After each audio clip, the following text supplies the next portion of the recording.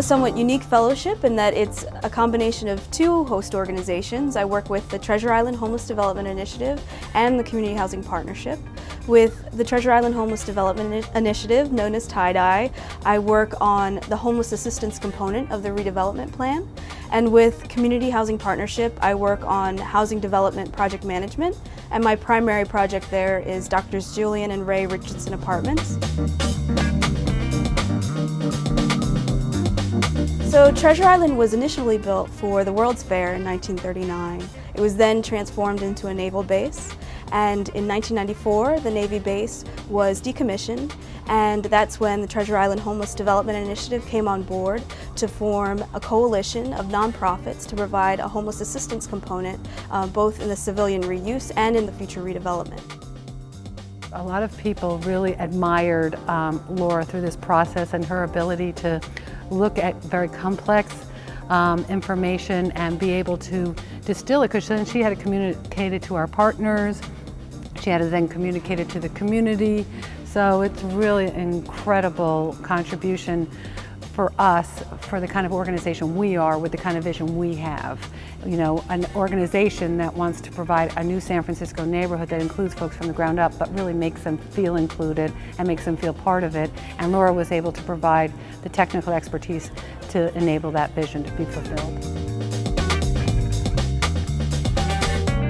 With Community Housing Partnership, I also came in midstream to a project. It was a development project for formerly homeless individuals, a standalone building of 120 units, all studios.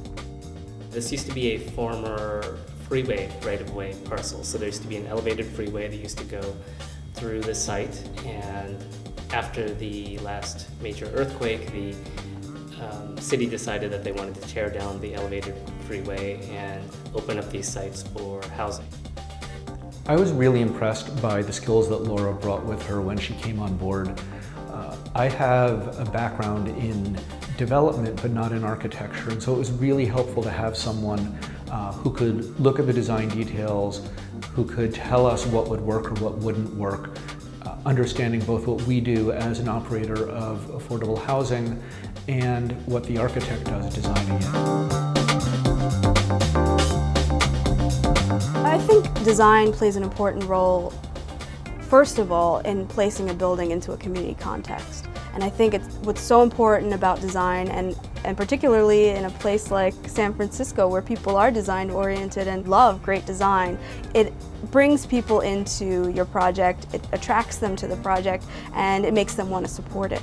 And for the residents themselves, creating a place that's not only functional, which design most importantly is functional and really aligns with residents' needs, but also gives them a place that they can be proud of, that they can be like, I deserve this place and I am ready to move on to another stage in my life, and that they can feel like is their real home and a stable place. Because of actually a lot of the work in the Western Addition that didn't have the community input, there was this idea of stigmatizing the poor with high design. And nobody talks about stigmatizing the rich with high design, but there's this notion that if you did really good design for people of lower incomes, that you were forcing it on them and it was a bad thing. And our niche has not been doing that. It's been doing work for people who believe that honoring and making somebody more special is a good thing, whether they're having a weekend getaway at a green resort or whether they're in some kind of crisis in their life and need a really calm, sustainable place to live. The most important lesson that I've learned has been how important consensus building is in any project and what it really takes.